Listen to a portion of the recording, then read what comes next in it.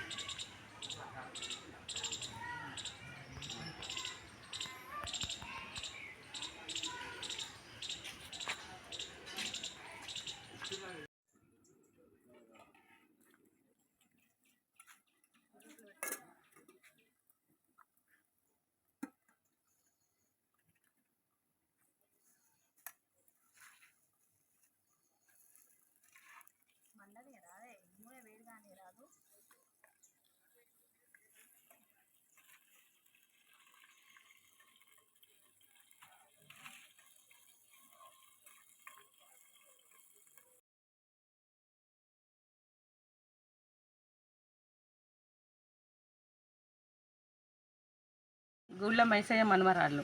వాళ్ళు గూళ్ళ యాదగిరి బిడ్డలు. 4 సంవత్సరాలకు నలుగురు పుట్టిన తర్వాత వాళ్ళ అమ్మ పోయి వేరే అతను పెళ్లి చేసుకొని 30 సంవత్సరాలు అవుతుంది. ఇప్పుడు మా అమ్మ చనిపోగా నా ఆస్థానం వచ్చి నా మీద గొడవ చేస్తాను. మా అమ్మని ప్రశాంతంగా మా అమ్మ కర్మలు కూడా నన్ను చేసుకొని ఇవ్వట్లేదు. నన్ను చాలా ఇబ్బందులకు మాటలకు చాలా గలీజు మాటలకు గురి చేస్తాను. నన్ను మానసిక వేదన పెడతాను. అది నేను దొన్నమరి బస్తీలో పుట్టి పెరిగిన 6వ వార్డు నాది. నా పేరు రాజేశ్వరి. గూళ్ళ మైసయ్య అనే అతనికి నేను ఒకటి అమ్మాయిని. నేను నాన్న ఆరోగ్యం బాగలేని కాంచెలి, అన్న ఆరోగ్యం కాంచెలి, అమ్మ ఆరోగ్యం కాంచెలి మొత్తం చూసిన. వాళ్ళకి 2 సార్లు ఇల్లు కూలిపోతే ఏమంటే 2వ సారి ఇల్లు కట్టించిన. వాళ్ళందరి మంచి చెడులు నేను చూసుకున్నా. నేను ఆమె కర్మలు చేసుకున్నా. నేను కర్మలు చేసుకుంటే నన్ను ఇంట్లోకి వెళ్ళి బయటకు వెళ్ళగొట్టిల్లు. నేను రోడ్డు మీద పడి బతకాల్సి వస్తుంది. నా అమ్మ కర్మలు నన్ను ప్రశాంతంగా కూడా చేసుకొని ఇవ్వట్లేదు. దయచేసి నాకు న్యాయంగా మాట్లాడాల్సి వస్తుంది. ఒక ఆడవాళ్ళనే ప్రాధేయపడుతున్నా అంతే. నేనే ఆమెకు తల కొరి నేనే చేసుకుంటా ఉన్నా. నేనే తల కొరి పెట్టుకున్నా. అయినా ఇంట్లో కూడా రానివ్వట్లేదు. నన్ను రోడ్డు మీదకి నెట్టేసిండు. నేను రోడ్డు మీదనే వంట చేసుకొని తినవలసి అవసరం వచ్చింది. రోడ్డు మీద పడుకుంటాను. రోడ్డు మీదనే తింటా ఉన్నా. నన్ను కూడా పోనివ్వట్లేదు అసలు.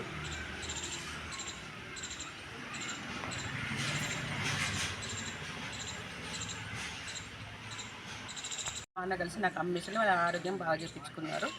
అయినా కూడా బతకలేదు. అయినా చనిపోయిన తర్వాత కూడా వాళ్ళ కార్యక్రమాలన్నీ కూడా నేనే చూసుకున్నా. మంచి చెడులు నేనే చూసుకున్నా. అన్నీ చాలా ఇబ్బంది పెడతాను.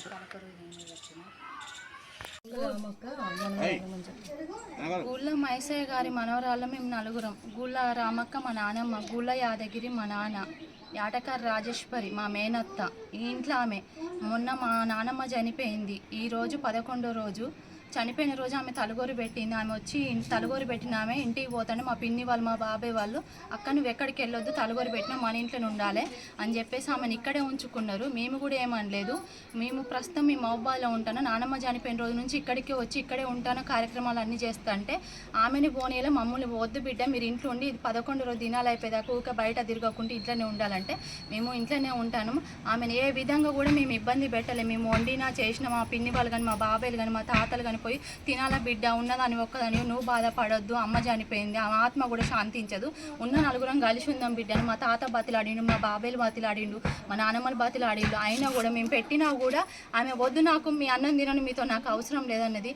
9వ రోజు వచ్చి స్నానం చేసుకొని వచ్చి కూర్చుంటే మా చెల్లగా డ్యూటీ నుంచి వచ్చింది. మేము 4 ఆడపిల్లలం కదా తాత మరి ఇక్కడ ఇబ్బంది అవుతుంది. వాళ్ళ 4 కొడుకులు కోడలు 2 కుక్కలను తీసుకొని వచ్చి కూడా ఇంట్లో పెట్టుకొని ఇంట్లోనే ఉంటాను. సరే పోనీలే అనుకున్నాం. తాత మాకు ఇబ్బంది అవుతుంది మరి వచ్చి మేము ఇక్కడే ఉన్నాం కదా, వాళ్ళ పిల్లలు అక్కడ ఉన్నామని ఇక్కడికక్కడ తిరగని కానీ బాత్రూమ్లు కూడా బాగాలేవు, ఇక్కడ ఉండడానికి ఇబ్బంది అవుతుంది తాత, అక్క ఉండని మేము బొమ్మని ఆమెను అన్నట్లు అందరం కలిసి కార్యక్రమం చేద్దాం అనగానే కోపం మీద లేచింది. వీళ్ళు నా కొడుకులు అక్కడ ఉండాలి నేను ఇక్కడ ఉండాలని, మేము కొట్టింది లేదు తిట్టింది లేదు, కావాలని గొడవ పెట్టిలని చెప్పేసి సైలెంట్గా లేచి వెళ్ళిపోయింది. వాళ్ళ పిల్లలు వచ్చి ఇలా వండుకునే సామాన్లు అన్నీ పట్టుకుని వెళ్ళిపోయారు.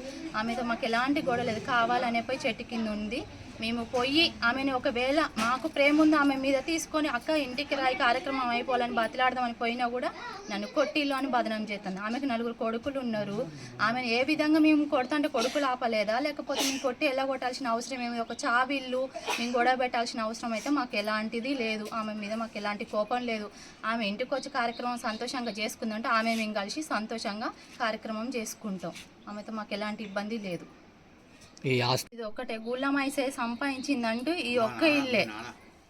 ఇది మా నాన్న కానీ మా నాన్నమ్మ కానీ మేము పుట్టింది ఇక్కడే చిన్న చిన్న పిల్లలు అప్పుడు కాకపోతే గొడవలై కొట్టి ఎల్లగొట్టిండి పోయి అక్కడ ఉన్నాం మౌబాద్లో వచ్చాని మా తాత చనిపోయినప్పుడు వచ్చి కార్యక్రమం చేసినాం, మా నాన్న చనిపోయినప్పుడు వచ్చి కార్యక్రమం చేసినాం. ఈరోజు మా నాన్నమ్మ చనిపోయినప్పుడు ఈ ఇల్లు ఉందన్న ఒక ధీమతో ఏంటంటే మా వాళ్ళు ఉన్నారు. మొన్న పోయిన నెలలో కూడా వచ్చి మా నాన్నమ్మని చూసినాం. బ్రతికే ఉన్నప్పుడు కూడా ఏంది ఎందుకు పిలిచినాం మనవరాలని మా నాన్నమ్మని కొట్టిందంట. సర్లే కొట్టింది ఇప్పుడు ఆమెను ఏమంటాం మనం అని కూడా మేము సైలెంట్గా కూకున్నాం. ఆ కార్యక్రమం చేసేదాకా కూడా ఆమె ఆగట్లేదు, మమ్మల్ని రోడ్డు మీదకి గుంజుతుంది. ఈ ఇల్లు గురించి మరి ఆమె బాధ ఏందైతే మాకైతే ఏం తెలియట్లేదు సార్. అంతే.